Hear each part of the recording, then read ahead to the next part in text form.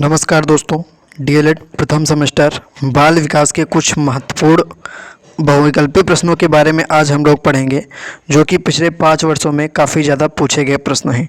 आप सभी की परीक्षा के लिए काफ़ी ज़्यादा इम्पॉर्टेंट प्रश्न है, तो आप सभी लोग इन प्रश्नों को सही से याद जरूर करना, क्योंकि ये आपकी परीक्षा में पूछे जा सकते हैं। आज जो मैं आपको क्वेश्चन कराऊंगा आप लोग देख सकते हैं। इन क्वेश्चंस के आगे आप लोग देख सकते हैं सन पड़े हुए हैं, किस सन में कौन सा प्रश्न पूछा गया, और ऐसा कोई भी प्रश्न नहीं है जो किसी भी सन में पूछा ना गया हो। 2015, 16, 17, 18, 19, ठीक है। इस प्रकार से सभी साल में ये पूछे गए हैं प्रश्न। तो आप चलिए पहला क्वेश्चन हम लोग देख लेते हैं। जब बालक स्वयं प्रशिक्षण करता है और नए कार्यों को अनुभव के आधार से सीखता है। जब बालक स्वयं प्रशिक्षण करता है और नए कार्यों को अपने अनुभवों के आधार पर सीखता है, ये आपका पहला क्वेश्चन है। तो अधिगम की कौन सी विधि होती है?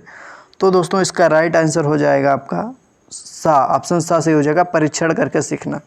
उम्मीद है आपको क्लियर हो गया होगा। अब हम लोग देखते हैं अगला क्वेश्चन, सेकंड क्वेश्चन आपका दिख रहा होगा, लिखा हुआ है पावलोव ने सीखने से संबंधित अपने सिद्धांत का प्रतिपादन किसके ऊपर किया? आप सभी को पता है पावलोव ने अपना प्रयोग किसके ऊपर किया था? कुत्ते के ऊपर, ठीक है। तो उम्मीद है अब आप समझ गए होंगे। अगला क्वेश्चन अगर आप देखते हैं तो यहाँ पर दोस्तों आपको दिखेगा थार्नडाइक ने अपने सीखने के सिद्धांत के अंतर्गत कितने नियमों की चर्चा की? सभी को पता है 3 नियमों की चर्चा की। तो आंसर नंबर तीसरा इसका राइट आंसर हो जाएगा।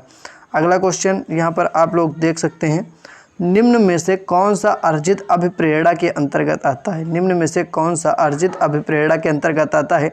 तो इसका राइट आंसर हो जाएगा यहाँ पर प्रतिष्ठा जो है आपका अर्जित अभिप्रेरणा के अंतर्गत आता है। प्यास, निद्रा, भूख, प्रतिष्ठा 4 ऑप्शन है, तो इसमें आपका प्रतिष्ठा सही हो जाएगा, जो कि अर्जित अभिप्रेरणा के अंतर्गत आता है। अब हम लोग देख लेते हैं अगला क्वेश्चन, ठीक है।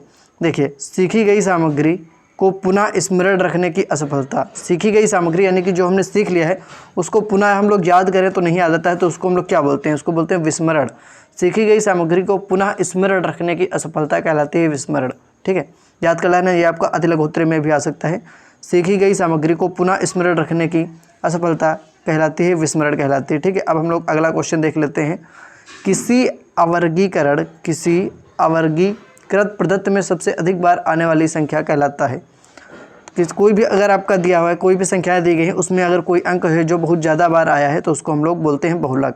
क्या बोलते हैं? बहुलक। जैसे लिखा हुआ है 4, 5, 5, 6, 5, 7, 8, इस प्रकार से लिखा हुआ है। तो इसमें अगर आप देखेंगे तो 5 जो है बहुत ज़्यादा बार आया है, तो 5 इसका बहुलक हो जाएगा। तो इसी प्रकार से आपका क्वेश्चन पूछा गया है।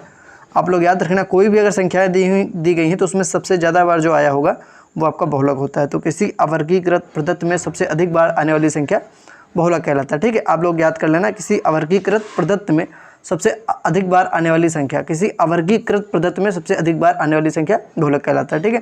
अब हम लोग देख लेते हैं अगला क्वेश्चन। बाल विकास का विभाजन कितनी अवस्थाओं में किया गया है? तो आप सभी को पता ही होगा 3 अवस्थाओं में। कौन कौन सी? आप सभी को पता है, शैशवावस्था, बाल्यावस्था, किशोरावस्था। और इनकी एज क्या होती है इनमें? आप सभी को पता होना चाहिए। बालकों को पूर्वजों से प्राप्त जो गुण होते हैं उसको क्या कहते हैं? आप सभी को पता होगा, इसको हम लोग बोलते हैं आनुवंशिकता का गुण, ठीक है, जो हमें पूर्वजों से प्राप्त होते हैं। अगला क्वेश्चन अगर हम लोग देखें तो बुद्धि के समूह कारक सिद्धांत का प्रतिपादन किसने किया? बुद्धि के समूह कारक सिद्धांत का प्रतिपादन किसने किया? थर्स्टन ने किया। अगला क्वेश्चन है, निम्न में से कौन सा परीक्षण बुद्धि मापन का परीक्षण करता है? बुद्धि मापन का परीक्षण आपका इसमें भाटिया बैटरी, ठीक है। क्वेश्चन आपका आंसर भी इसमें दिए गए हैं, तो आप लोग चाहें तो देख सकते हैं, ठीक है। अगला क्वेश्चन, जीन पियाजे द्वारा बालक के संज्ञानात्मक विकास का वर्णन कितनी अवस्थाओं में हो? 4 अवस्थाओं में। अगला क्वेश्चन है यहाँ पर आपका, वह मानवीय जिसके आधार पर किसी नवीन रचना विचार को प्रस्तुत करता है सृजनात्मकता कहलाता है, ठीक है। चलिए अगला क्वेश्चन हम लोग देख लेते हैं। व्यक्ति का संपूर्ण व्यवहार प्रतिमान जो कि उसकी समस्त विशेषताओं के योग को व्यक्त करता है व्यक्तित्व कहलाता है। व्यक्ति का संपूर्ण व्यवहार जो होता है वो आपका व्यक्तित्व होता है, ठीक है। समस्त विशेषताओं का योग व्यक्त करता है। टीएटी परीक्षण किसने किया? टीएटी परीक्षण का निर्माण किसने किया? तो आप लोग देख सकते हैं टीएटी परीक्षण का निर्माण मरे एवं मागेन, ठीक है। अनुभव एवं प्रशिक्षण के कारण व्यवहार में होने वाला परिवर्तन अधिगम कहलाता है।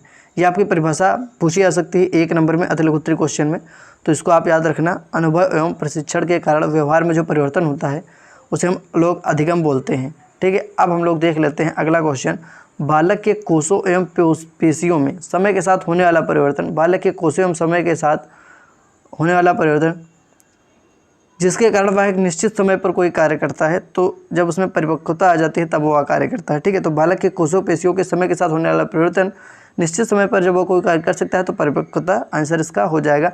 अब 2-3 क्वेश्चन और बचे हुए हैं, आप लोग देख लीजिए।